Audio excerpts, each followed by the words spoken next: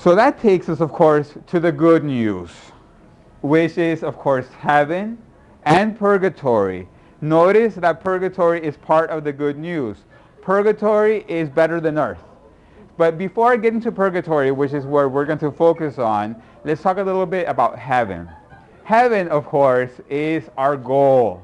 Heaven is what it's all about.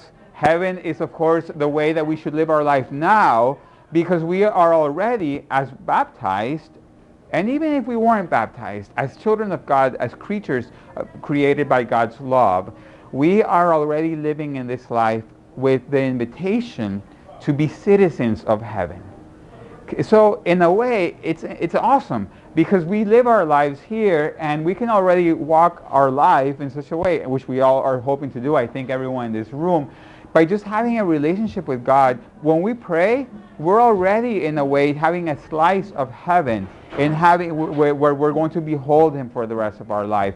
When we are doing acts of love, we are in a way bringing literally heaven and God's world, God's kingdom into this world.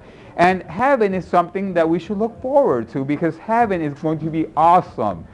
I mean, there's sometimes we have like almost like a boring idea of heaven, but in a way that it just seems like clouds. Heaven, think about this.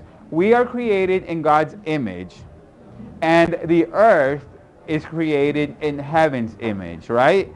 So, of course, we're not even close. Even if we're creating His image and we share some, and we have some of God like in our soul, and He lives in us. But like frankly, God in us, it's so imagine if the earth is beautiful, and look at all its beauty, not mentioning, not thinking about all the things that we messed up, but how the earth is in all its beauty, how the universe in its vastness is in all its beauty, because in a way earth is just a tiny speck out of the 900 billion galaxies that exist.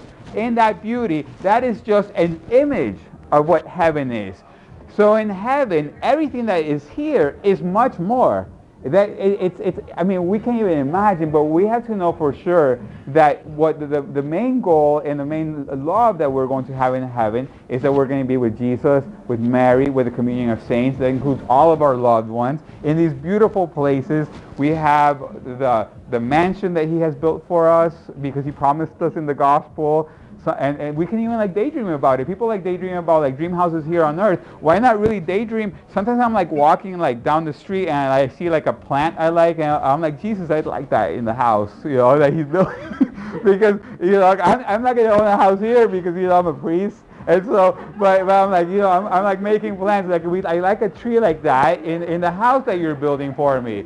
And I'm like, because he's designing it. And it's like, why not give Him my taste? I know He knows it's going to be awesome, and for all of us, He knows our taste even more than we know it. But we have to like be excited about it. It's something that should excite us, and it's something that really is our goal. And the good news is that we're going to get there in the pretty near future.